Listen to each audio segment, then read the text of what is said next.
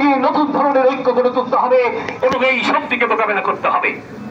সংগ্রামী বন্ধুরা, আমাদের পার্টি আকাশ থেকে আসেনি।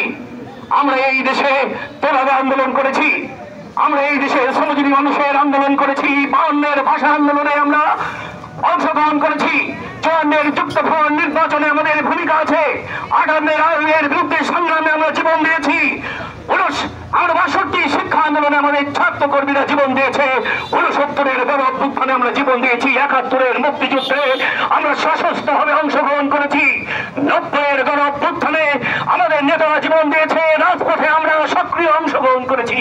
আর এই যে গণ অভ্যুত্থান, সেই গণ অভ্যুত্থানে আমাদের নেতারা অংশগ্রহণ করেছে, জীবন দিয়েছে। সুতরাং আওয়ামী লীগের পরাজয় যেমন মুক্তিযুদ্ধের পরাজয় নয়, এই গণ অভ্যুত্থানকে যারা বিপথে পরিচালিত করছে, গণ অভ্যুত্থানের যে দেশ, তার যে শক্তি, সেটি পরাজিত হবে না। আমরা মুক্তিযুদ্ধের চেতনায়, গণ অভ্যুত্থানের চেতনায় বাংলাদেশ গড়ে তুলব এবং সেই বাংলাদেশ হবে বৈষম্য মুক্ত বাংলাদেশ, শোষণ মুক্ত বাংলাদেশ।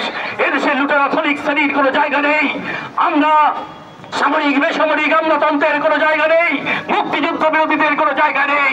এই দেশ আমেরিকার বিরুদ্ধে দাঁড়াবে, এই দেশ ভারতীয় আধিপত্যবাদের বিরুদ্ধে দাঁড়াবে। এই সরকারের যদি কোনো অভিমুখী কর্মসূচি থাকে, তাকে যেমন আমরা সমর্থন করব এবং তার যে গণবিরোধী পদক্ষেপ, তার বিরুদ্ধে আমরা গণ আন্দোলন গড়ে তুলব। এবং এই প্রক্রিয়ার মধ্য দিয়ে রতন সেন যে স্বপ্ন দেখেছে, সেই স্বপ্ন আজ হোক কাল হোক বাস্তবায়িত হবে।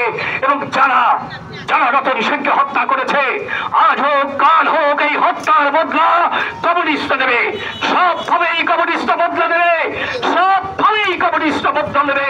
কোন হত্যাই বিনা বদলায় যাবে না। লাল সালাম, কমরেড রতন সেন। সংগ্রামী বন্ধুরা, এখন প্রথমে বাংলাদেশের কমিউনিস্ট পার্টির পক্ষ থেকে শ্রদ্ধা নিবেদন করা হবে, তারপর পর্যায়ক্রমে আমাদের বিভিন্ন গণ সংগঠন